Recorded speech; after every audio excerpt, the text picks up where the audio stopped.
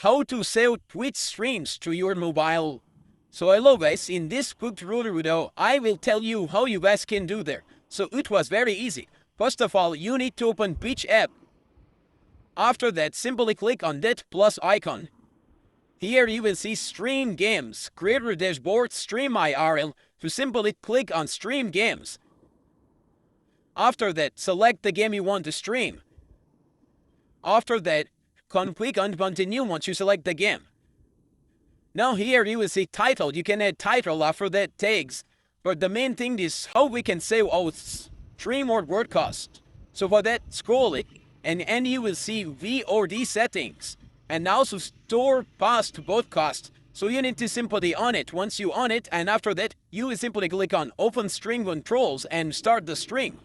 And once you start the stream and it's ended, your stream broadcast will be saved to your phone. And after that, you can share it wherever you want. That it will be saved in Twitch. Thanks for watching.